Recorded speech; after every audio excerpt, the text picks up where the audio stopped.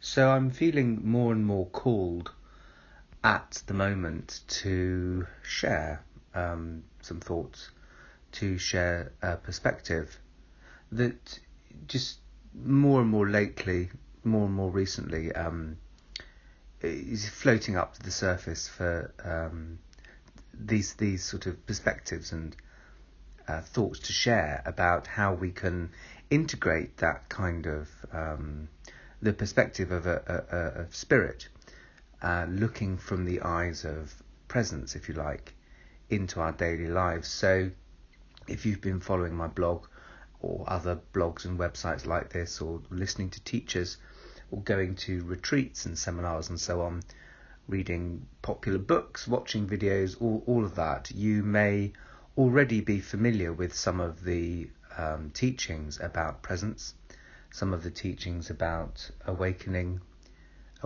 to our deeper, greater nature, or teachings on non-duality, oneness, and awakening. So it's quite easy when we are listening to a teacher, or we're meditating, we're reading a book, we've got specific time set aside to focus our minds, or to drop our thinking minds and focus on our presence. We may go for a weekend or an afternoon talk, and so in those times it's relatively easy. We've designated specific set amount of time to enter into, to unveil, if you like, this deeper openness, this open consciousness in which everything appears.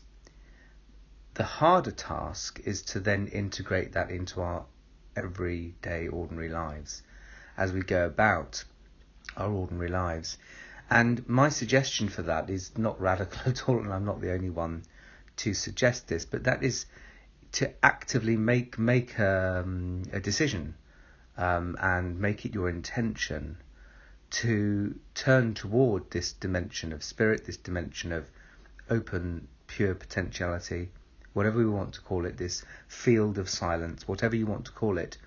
But we make an intention and a decision that when difficult things arise in our life, whether that's a difficult emotion that we're experiencing, problems in relationships, difficulty with our work, or just the effects, the side effects, if you like, of an overthinking mind, which frankly most of us suffer with at some point or other. In fact, many people come to a spiritual practice, or they seek in some way spiritually, as a result of the side effects of an overactive mind. And a mind, thoughts and thinking, emotions go with that, of course, that can take over and bring us great distress, suffering, and so on.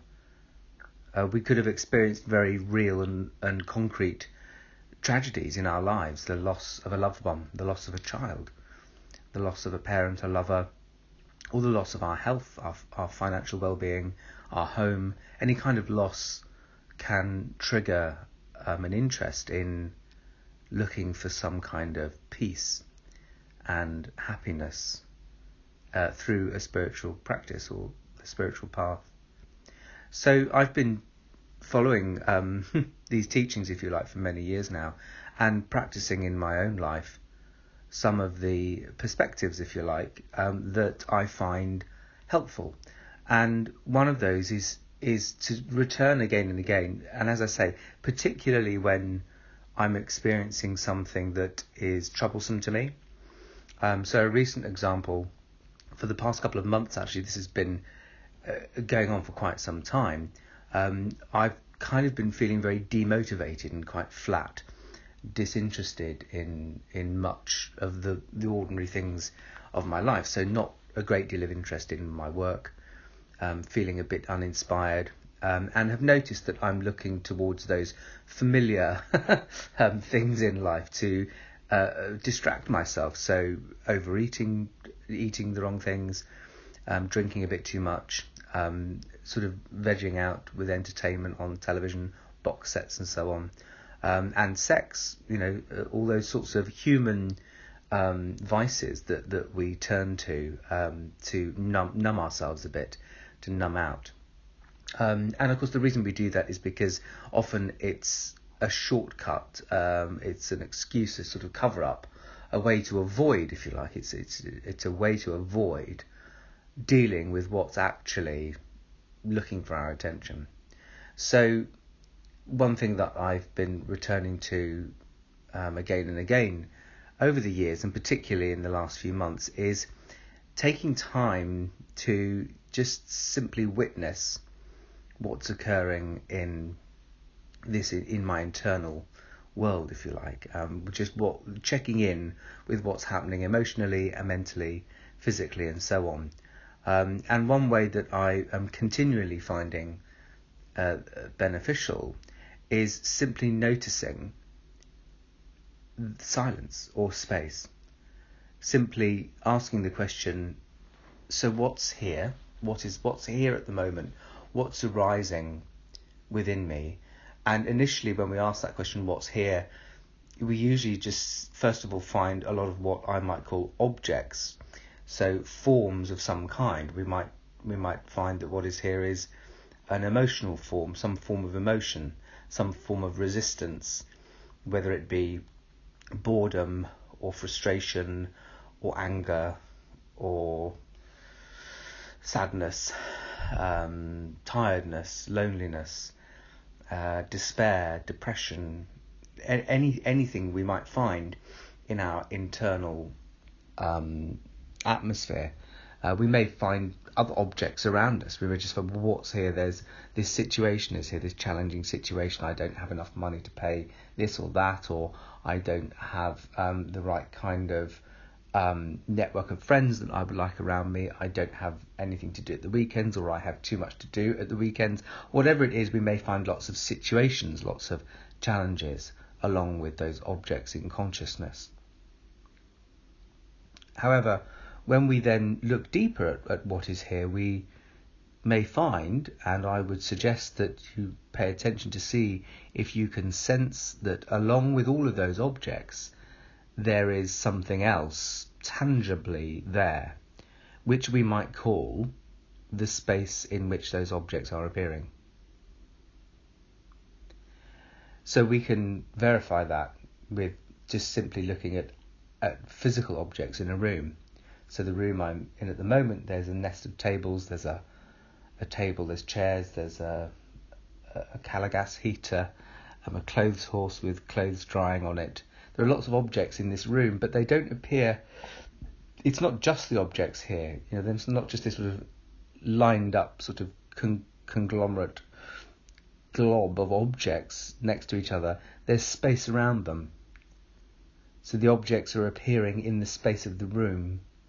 The room is appearing in the space of the flat, the apartment. The flat is appearing in the space of a building. The building is appearing in the space of the street.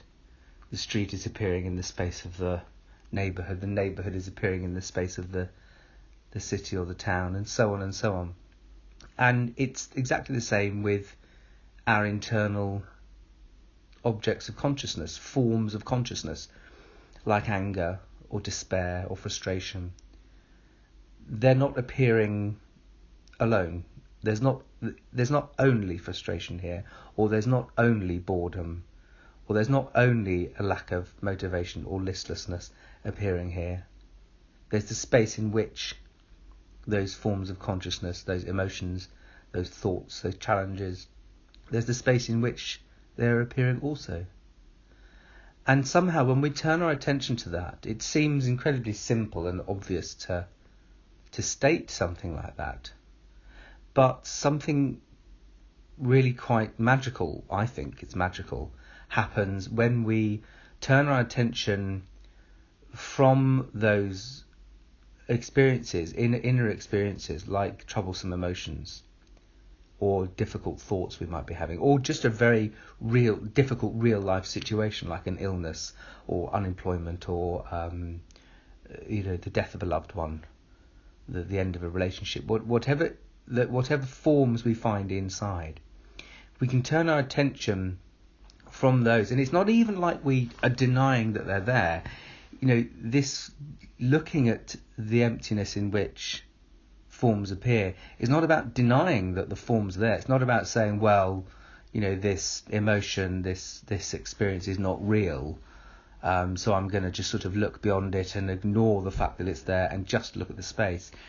It's rather a bit like if you are standing in a wide open space and there are some trees around you, and there are some trees quite close to you, and there is a field in the distance and lots of empty space. And so you can look directly at the tree. You could be with your nose pressed right up against the tree, so the only experience is the treeness of this tree. However, you step back a little bit, you can see the tree, and you can see the space around the tree stretching far out wide into the horizon. And then when you shift your vision from the object of the tree out towards the horizon, you're still aware that the tree close to you is there. You can still see it in your peripheral vision, but you've widened your view, which includes that tree. It's not denying it, but it also includes this greater expanse of empty space. And that's where we get this sigh of relief, if you like. We get this expansion. That we recognise that there is space around what we're experiencing. These emotions or difficult life situations are not appearing completely on their own.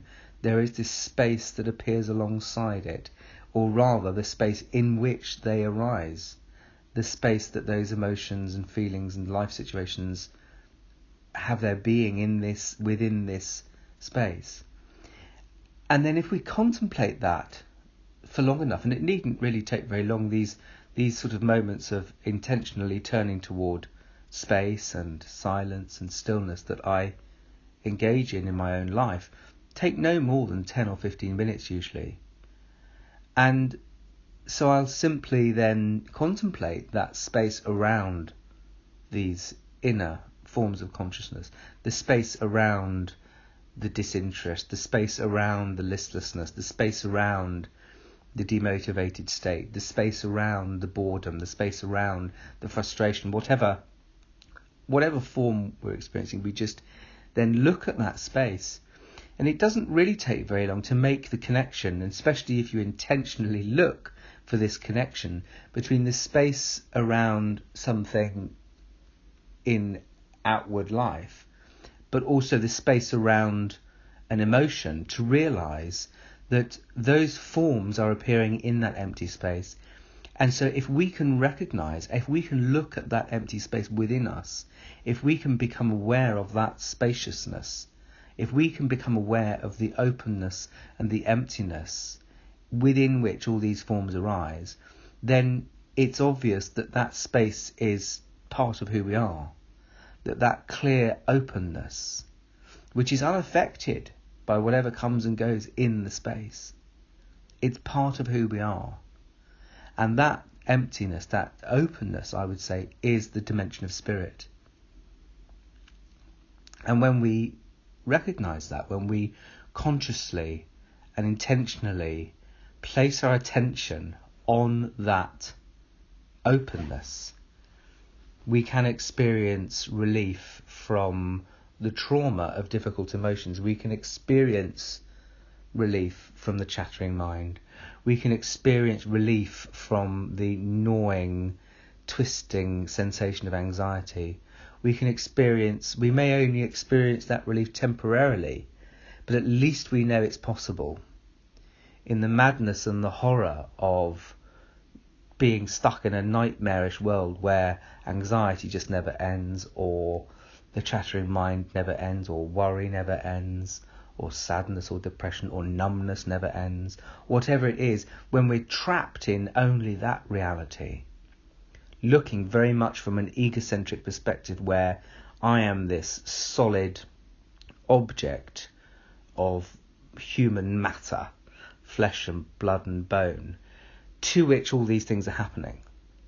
That centric viewpoint where I am here in my life, this thing called my life, and this stuff comes at me, it happens to me, sadness happens to me, and then it makes me a sad person, or a depressed person, or an anxious person. And then I may become attached to those labels and identifications, and make some kind of false self out of them, that experience, as so many of us know, is hellish. And yet, when we notice that these experiences we're having are occurring in what is an infinite openness, which is loving in nature. We're not just talking about sort of scientific empty void in which everything happens. It's an intelligent, open field of love.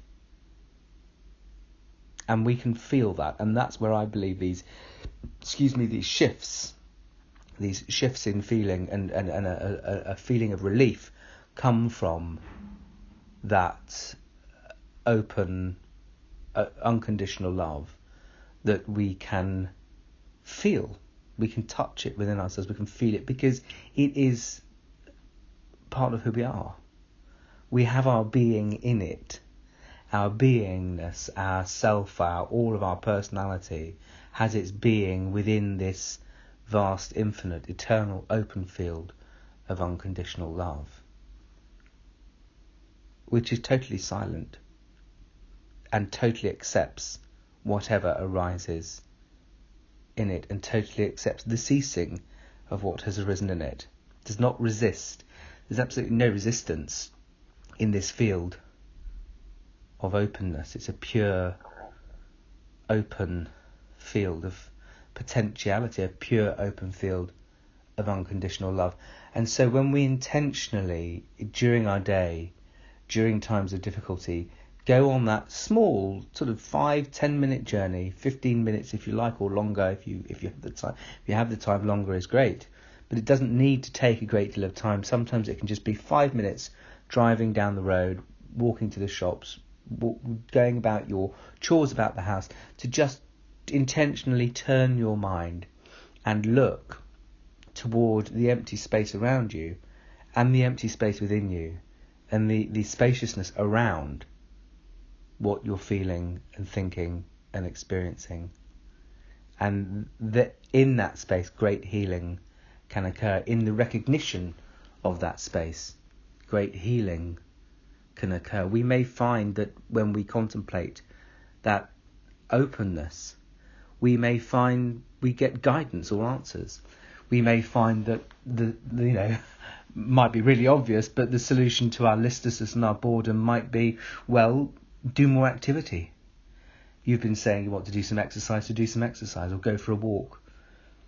Which sometimes we just can't hear the obvious guidance that's available to us when all we see are these objects. And we're kind of, that phrase, you can't see the wood for the trees. So that's just something that I feel compelled, if you like, to share at the moment, from my own practice, my own experience. Something that I use, all the time. Simply becoming aware of empty space within us and outside of us, and seeing that they're the same space. The emptiness within is the same space as the emptiness without, this infinite, unending openness. Similarly, becoming aware of the silence underneath, the silence that gives rise to all sound, and to which all sound returns when it ceases. And the same with stillness. The stillness out of which all movement happens. So contemplating these three elements of consciousness, of God, of the infinite, contemplating these can bring us to a deeper sense of peace, happiness, fulfillment, satisfaction, and can give rise to direct, immediate, very practical answers and guidance to some of the problems we're experiencing in our lives.